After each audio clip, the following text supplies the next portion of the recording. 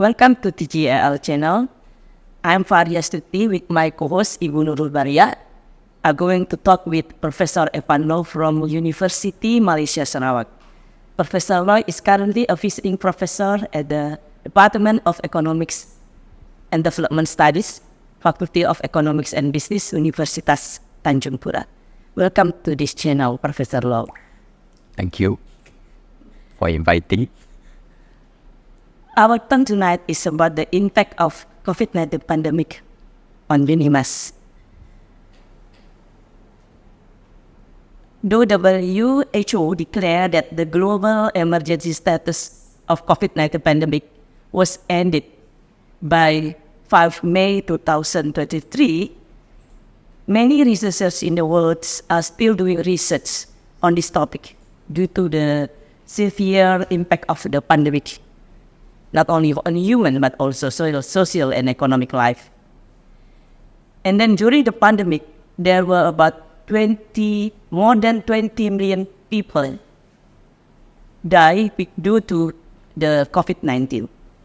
By the end of March 2020, there was the spark of news that a lecturer from the Faculty of Applied and Creative Art, UNIMAS, was Indonesian, passed away due to COVID-19.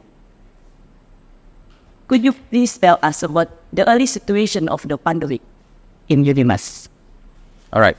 Thank you very much for inviting me to this podcast. So let's just recap back actually what really happens, what really happened on this global, what we call as a pandemic at first.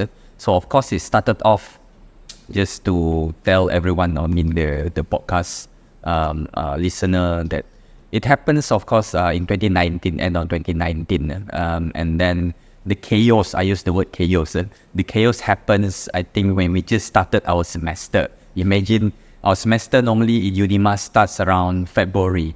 Around that time. And then after that, after that, before the mid-semester, of course, when February comes, the first case in Malaysia, already reported in Malaysia. The first COVID case already reported in January, and then goes up to February. Although the cases are still so-called minimal, until the day that the WHO says that this is pandemic, this is no joke to the world.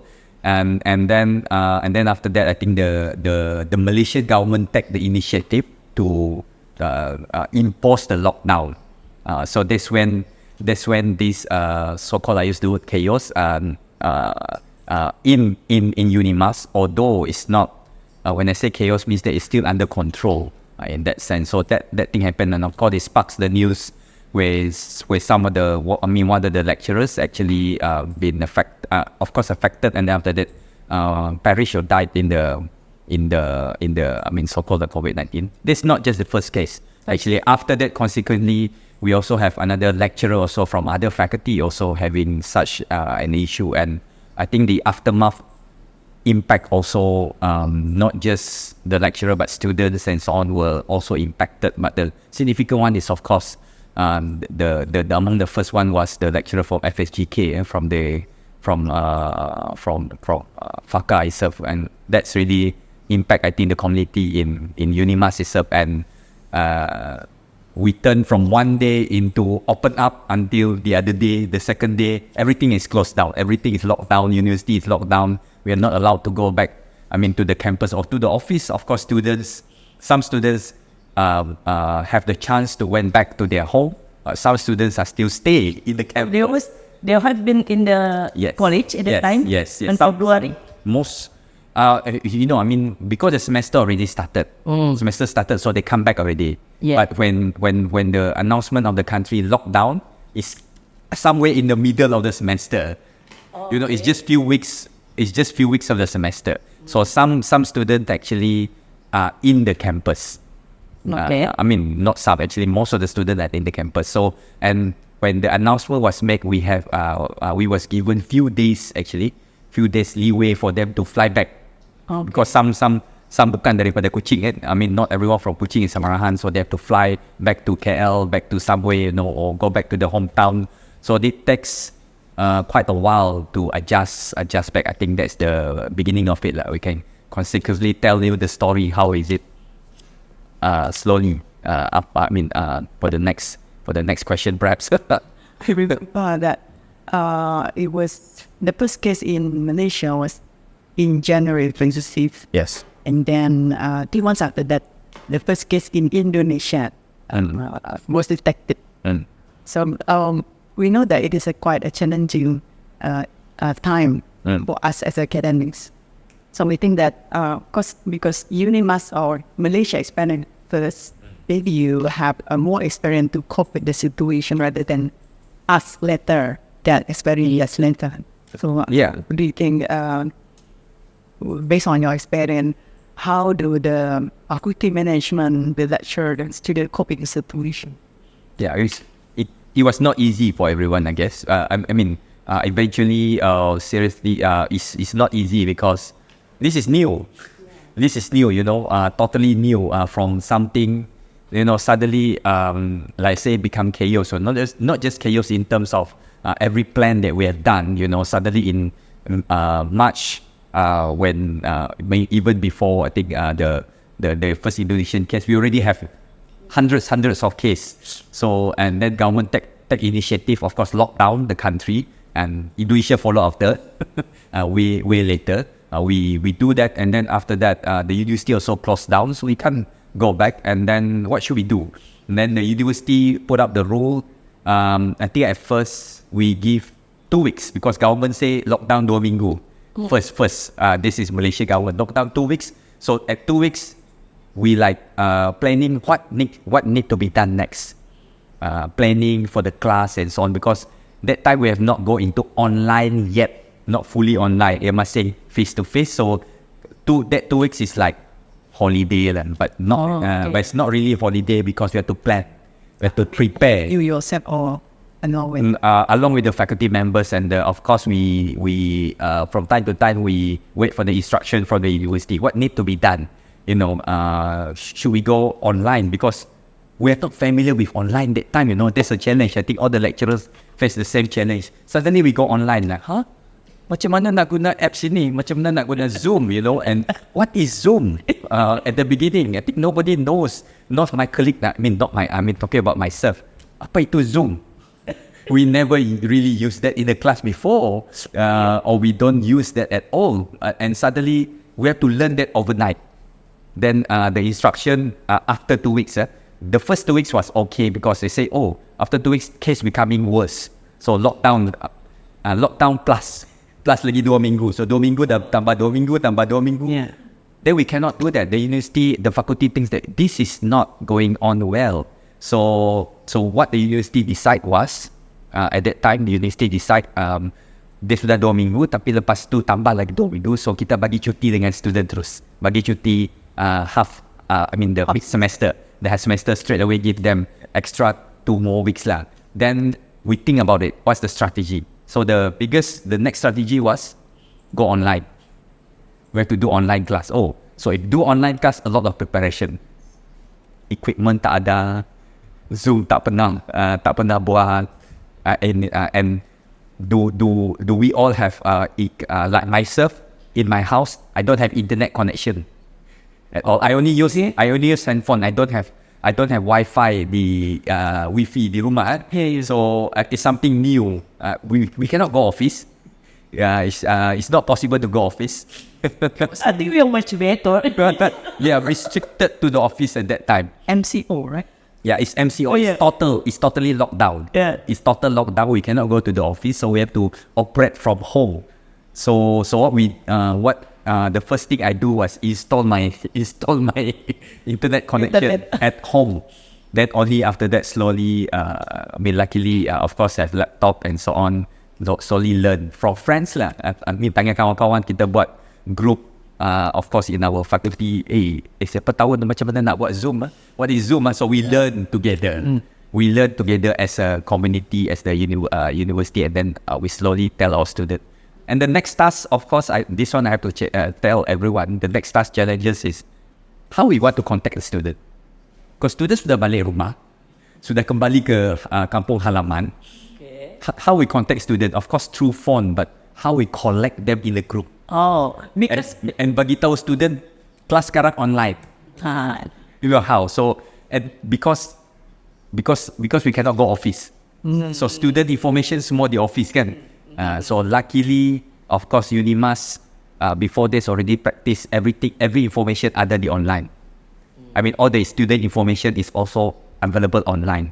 So they can access lah, not me lah, the administrator, they can access, they download everything and they provide everything. This is your class, this is your class, this is your class, name list. Name list dengan nombor telefon sekali. So kita masukkan dalam group chat, WhatsApp, and then we contact them. We're going to do online class, this. So this is part of the small strategy that perhaps nobody see, because this is not easy to do. Cari student. Then other student tak dapat di-contact sebab mungkin dia berada di kampung halaman, tiada internet kan. Interior region, some more, how to contact them, not even call when they go back. But not all students go back after 2 weeks. Some of them actually stays up in the campus more than 1 month. Menunggu jawapan dari kerajaan kata boleh buka universiti, tapi tak buka. Universiti tidak dibuka. I think university only open, I might be forget the date. University might think only open around, when I say open to staff. Kita boleh balik universiti lepas 2 bulan. The lecturer go back to the, when I say lecturer go back, we go back to the office by ikut shift. Ada shift. Hari Isnin kamu, hari Selasa kamu, hari Rabu kamu. Then hanya stay dalam bilik, tidak boleh keluar, tidak boleh jumpa orang, tak boleh bercakap. Kita jumpa secara online saja. Oh, okay. So that is interesting part. Because I think after that the vaccine roll out. Vaccine pun come quite late lah, but earlier than Indonesia lah. 1 year. Earlier than Indonesia. So I think in university perspective, we learn a lot, and Unimas actually contribute also. The faculty contribute because a lot of us becoming volunteer at that time. Volunteer to in terms of, you know, when the vaccine roll out, Unimas become the center. Center untuk apa? Untuk vaccination. Yes. Vaccination. Yeah. Unimas was one of the center. We are required to have the vaccination for all. Yes. All, the citizens of Indonesia. Yeah. We are required also. We are required. Of course, the first dose and the second dose is compulsory. But what I say is that Unimas menjadi center. Pertama. Bukan pertama. Tempat untuk mendapatkan vaccination. Okay. Daripada semua orang pergi hospital, kita Unimas menjadi center. So Unimas is one of the center in Samarahan. So that helps a lot the community and orang Unimas lah. Maksudnya, I think, for not mistaken, in the end when Unimas close down the center, Dewan lah kita buat dekat Dewan lah. Where else? Mana lagi tempat kan? Dewan convocation menjadi Dewan vaccination.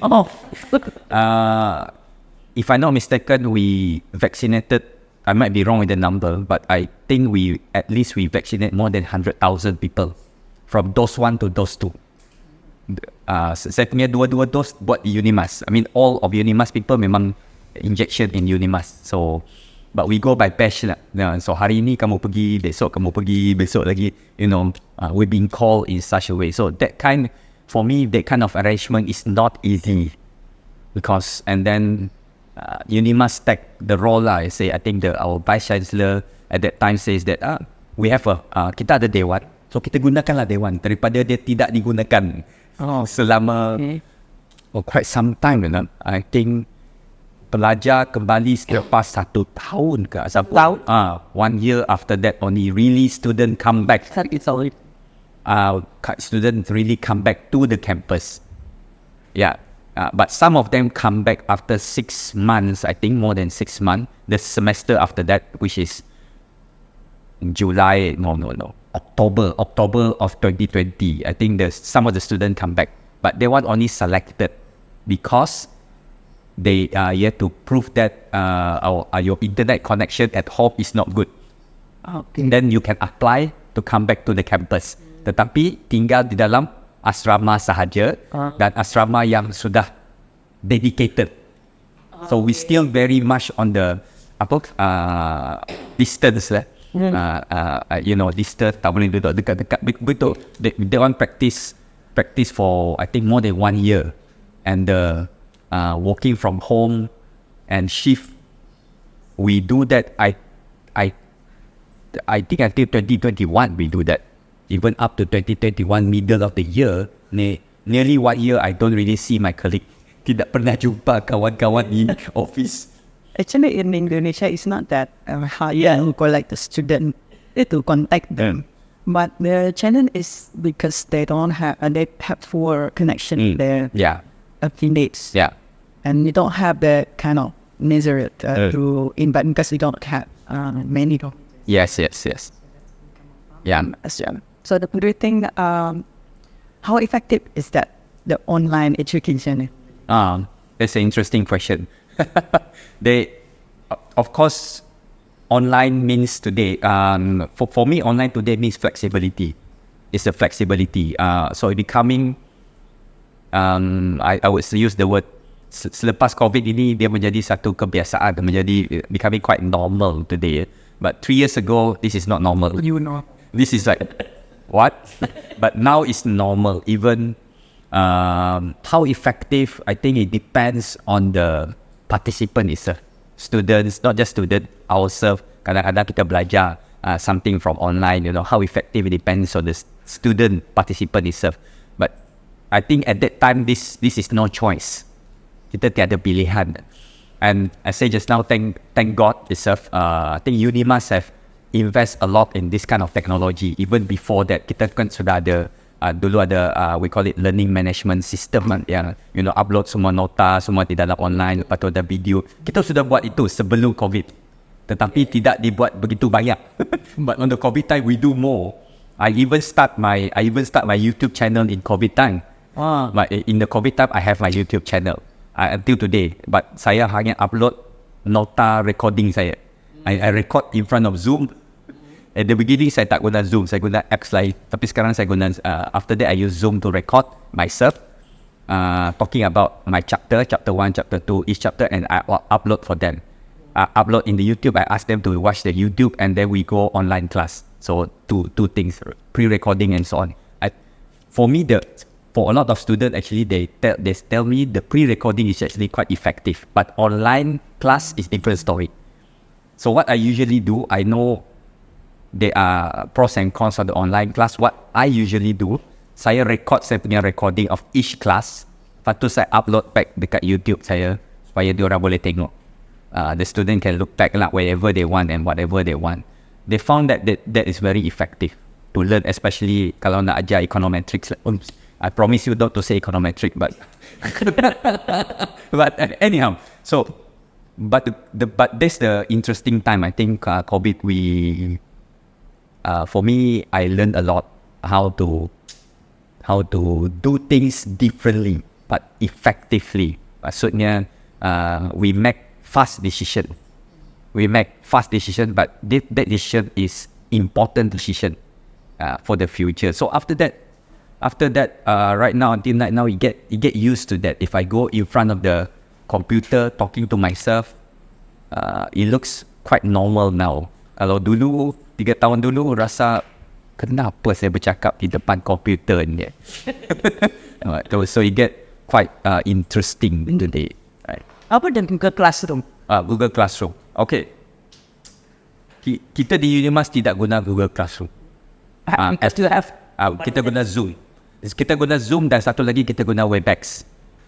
Webex is Unimas subscribe to Webex and Zoom lah, and of course kita guna Microsoft Teams lah. Microsoft because kita email kita Microsoft Teams, tapi saya jarang guna. But I learned that a lot. Saya pernah guna, banyak apps diguna di dalam zaman COVID ni. Google jadi Google, and then Zoom, and then Microsoft Teams, and then of course the Webex and Zoom. Saya guna lagi satu yang China punya, VOOV for China student. And of course, we don't forget the father of all these things is the Skype. Skype is the father of all these things. Yes, the Skype. Because actually I use the Skype when I have to, during the 5-1. Yes. Yeah, I think that the lecturer in university are familiar with that one. Yes. Skype, yes. So I surprised when you thought that the lecturer seems not familiar with the online system in terms of giving the lecture. Yeah. Online Viva, we are okay, but giving a lecture online is different thing. Because I mean, for me, that is different thing. But like I said just now, recording and we have this MOOC, a massive online learning content though. We have that, tetapi kita tidak buat secara, because semua orang tahu. Not everyone knows, So you have to learn. I learn also. I learn Zoom. I learn a lot of things. I learned how to upload into YouTube and a lot of other things, how to convert and, but yeah, I mean, along the way, there's all challenges. I don't, they have a solution. In this case. Yeah, it's a blessing in disguise that actually Unimas invest a lot in all this infrastructure lah. You also have another challenge on Viva, because we also have Viva called S1. Have Viva. Yes, we have that. Right? So we have to also think about how we are going to organize this. And it is quite challenging as well. At first, we are going to send them the question, and because it's not easy to invite them into Viva. Yeah. Live Viva. Sit down. Yeah, sit down. But sometimes I use my handphone. Yeah. We also do that because even in the office, kadang-kadang mungkin sometimes internet line down ke, we use handphone lah. Continue dengan handphone. Continue dengan handphone saja. Guna Zoom or anything. How about the exam questions? Because I know that in Unimas, exam questions are very structured, and then Yeah, correct. just send it so everybody can look at the post. Correct. Yeah. So that's one of the interesting thing about effectiveness just now. So at the time of COVID, we not just in Unimas, our Kementerian Ministry of Higher Education actually accept the fact that tidak semua mata pelajaran ataupun mata kuliah we have to do exam. Now we can do assessment. Assessment is very subjective lah. Bukan exam. Kita tak buat exam selama I think 2 tahun. My faculty most of us kita tidak buat final exam. Kita buat final assessment. We change the term final assessment. Final assessment maksudnya you can bring home. Macam buat assignment. And so, but giving a time lah, or giving a timeline. Contoh, in my case, sometimes I give my student 24 hours. You finish this task in 24 hours. And then you give back, submit through the system. Or submit through other places. Not email lah. Email submit. Nanti email dapat 200 email. Oh, no. It's a good class. Yeah. So submit through the system, maybe 24 hours or something like that. Of course, there's a challenge, like say just now. We call them COVID kids, COVID student, COVID generation. COVID generation punya result, generally result, the result of COVID generation punya result, exam result is actually higher than the normal exam. So when they come back, I still remember when they come back to physical class in 2022, I think. In 2022, we come back our physical class. The performance jatuh performance. But on the COVID time, semua naik. Inflation coming up. I think I'm not sure about Indonesia, but that's what happened generally in Unimas lah. COVID generation. But they're doing okay. Some of them are happy. Some of them feel that they want physical class. And they miss the physical class. Some of them don't miss it.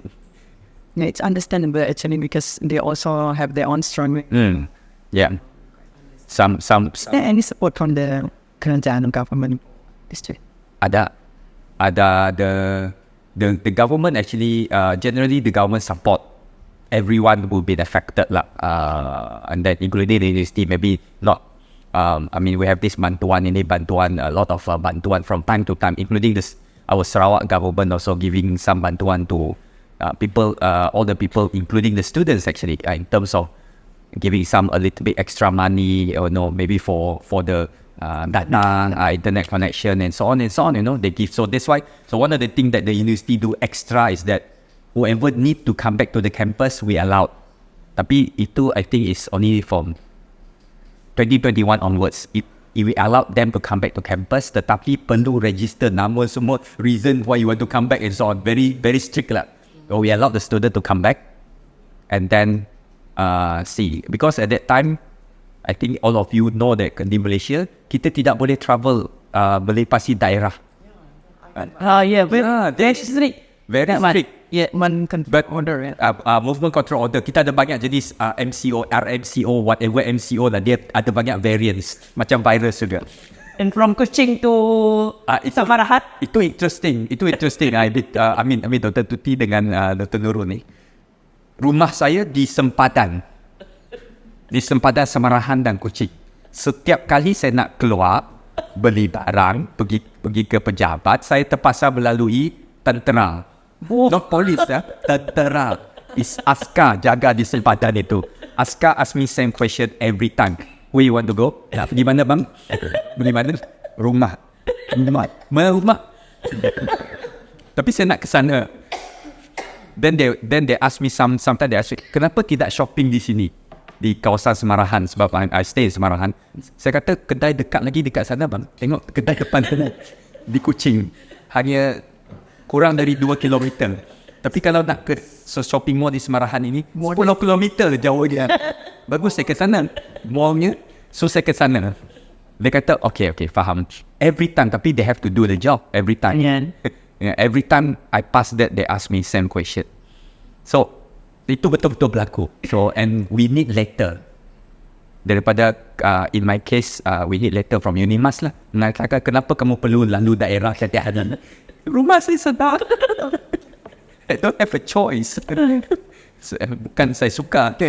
So that means the lecturer will stay in Kuching. Yes. They could not go to Unimas, or they have to. We provide the letter. The university provide the letter so that you can travel through the district. Yeah. Kalau tidak, bukan polis, ini tentera yang tahan. Polis tak apa. But they keep asking. They keep asking everyone. They stop and ask why later, or dia nampak, okay, tak apa, lepas you are okay, pergi kerja. Actually here as well, yeah, but between districts, because they are not between. Okay, there actually Samarahan and. Ya, kata Semarahan dengan Kuching is a different district. It's totally different district. Budaya, and I want to visit my parents just in Kota Pontianak. Is this? But you don't need 3 kilometers. You don't need like They close the roads. all hands to road. Ada jalan tikus lah. Oh, there's so many jalan tikus in the year. Kita tak ada jalan tikus. Itu saja jalannya. Whether you pass or you tidak lepas. Yeah. So, but interestingly, we survived lah. I think everyone survived through the pandemic in a hard way. A lot of people died. I think yes. But we learned a lot from the pandemic. I agree. Yeah, we learned a lot. We learned a lot from the pandemic. Yeah. There's one positive thing that I always tell everyone: we learned a lot from the pandemic.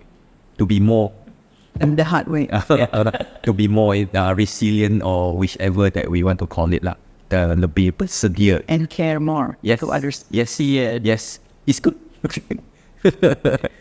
and efficient. I think that's it.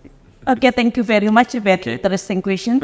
And then we closed it. We learned a lot from the COVID-19 pandemic, and hopefully there is no pandemic. Yeah, we hope there's no. Okay. Thank you very much, Prof. Evan. See you next time. Thank you very much for having me.